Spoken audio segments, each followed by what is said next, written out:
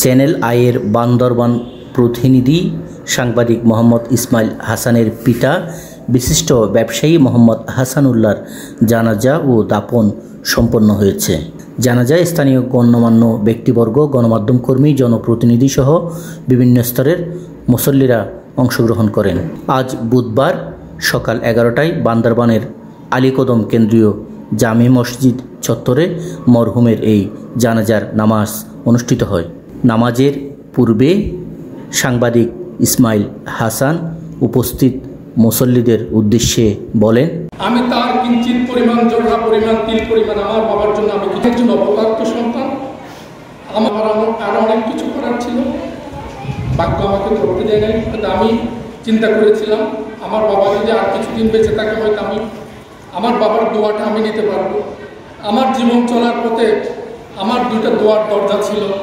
আজকে থেকে গতকালকে 5:30 থেকে আমার একটা দোয়ার দরজা বন্ধ হয়ে গেছে, আরেকটা দোয়ার দরজা আছে। আপনারা আমার দোয়ার দরজার জন্য আপনাদের কাছে আমি করে চাচ্ছি, দোয়া করবেন আমার বাবার জন্য এবং আমার মায়ের জন্য দোয়া করবেন, আমাদের পরিবারের জন্য দোয়া করবেন। আমি সবার প্রতি কৃতজ্ঞ। এখানে আমার সহকর্মীরা এসেছেন, চট্টগ্রাম থেকে সাংবাদিকরা এসেছেন, কক্সবাজার থেকে সাংবাদিক ইউনিয়নের নেতৃবৃন্দরা আসছেন, বান্দরবান থেকে সাংবাদিক ইউনিয়নের নেতৃবৃন্দরা আসছেন।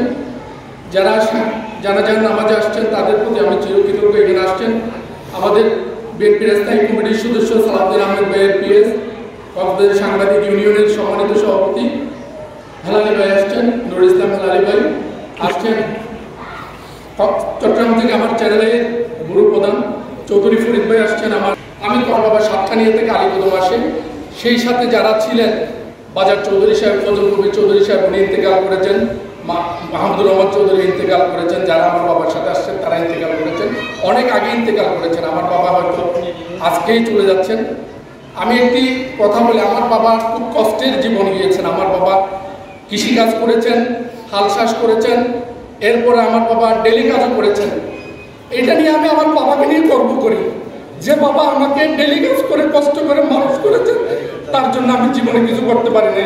আমরা 9 ভাই বোন।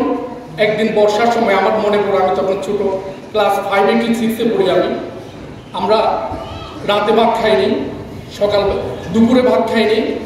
রাতে সন্ধ্যার সময় আমার মা আমার বাবাকে বলে যে গরঙ্গ বেকারির দোকানের সাথে একটা তফনের একটা দোকান ছিল, স্বপনার তফন, বলে যে 2 কেজি চাউল দোকান থেকে গিয়ে বাকি করে নিয়ে এসো, কালকে দেবে। আমার বাবা বলছে আজকে রাতে যদি আমার ছেলে মেয়েরা না খায় মৃত্যু হবে না, কিন্তু আমি যদি রাতে মৃত্যুবরণ করে কালকে সকাল আমার বাবা কে এই পাওনা টাকাটা দিবে? আমার তো ছেলে বড় নাই, আমার ছেলেরা ছেলে থেকে দিবে।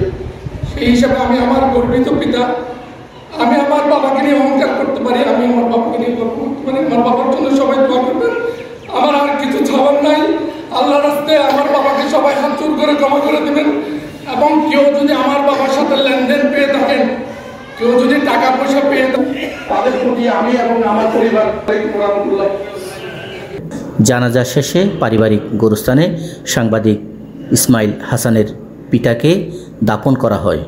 জানাজায় চ্যানেল আইয়ের চট্টগ্রাম বিভাগীয় প্রধান চৌধুরী ফরিদ, সাংবাদিক ইউনিয়ন কক্সবাজারের সভাপতি নুরুল ইসলাম হেলালি, সাংবাদিক ইউনিয়ন বান্দরবনের সভাপতি মোহাম্মদ হুসাইন সম্রাট সহ চট্টগ্রাম, কক্সবাজার, বান্দরবনের গণমাধ্যম কর্মী, স্থানীয় জনপ্রতিনিধি, শিক্ষক, রাজনীতিবিদ, ছাত্র প্রতিনিধি সহ শত শত মুসল্লিরা অংশগ্রহণ করেন।